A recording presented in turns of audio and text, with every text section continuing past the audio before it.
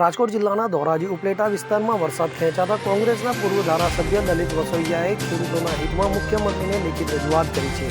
હાલ ધોરાજીમાં આવેલો ભાદર બે ડેમ ઉપરવાસમાં પડેલા વરસાદના કારણે ઓવરફ્લો થઈ રહ્યો છે અને તેનું પાણી દરિયામાં વહી જઈને વેડફાઈ રહ્યું છે. તો બીજી તરફ વરસાદ ખેંચાવાના કારણે ખેડૂતોને પોતાના પાકને બચાવવા સિંચાઈના પાણીની તાતી જરૂરિયાત ઊભી થઈ છે. ત્યારે આ ઓવરફ્લો થતું પાણી ભાદર બે ડેમની કેનલ મારફતે ધોરાજી ઉપલેટા અને માણાવદર વિસ્તારના ખેતરો સુધી પહોંચાડવામાં આવે તો હજારો હેક્ટર જમીનમાં વાવેલા પાકને નવજીવન મળી શકે તેમ છે. તો ખેડૂતોએ આ પાણીનો યોગ્ય સદુપયોગ કરી શકે તે હેતુથી કેનલ મારફતે પાણી છોડવાની માંગણી આ પત્ર દ્વારા કરવામાં આવી છે.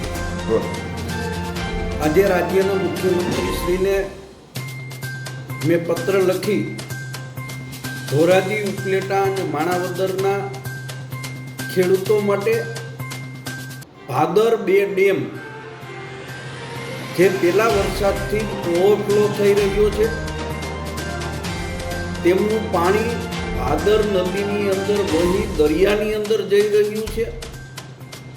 અત્યારે વરસાદની ખેંચને કારણે ખેડૂતોએ ભૂગર્ભ જળના આધાર ઉપર સિંચાઈની કામગીરી ચાલુ કરી છે. ત્યારે આ પાણી ભાદર બે લિફ્ટ ઇરિગેશન કેનાલની અંદર જો છોડવામાં આવે તો પાણીનો ખેડૂતો સદુપયોગ કરી શકે અને 3 થી 4 હજાર હેક્ટર જેટલા સિંચાઈ વિસ્તારની અંદર ખેડૂતો એનો ઊભો મોલ બચાવી શકે.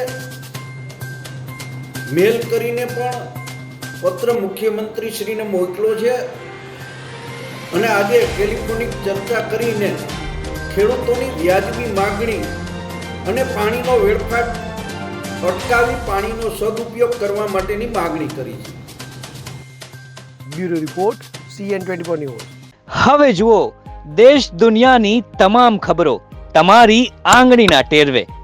ઉઠાવો મોબાઈલ અને Google Play Store પરથી ડાઉનલોડ કરો અમારી CN24 ન્યૂઝ મોબાઈલ એપ.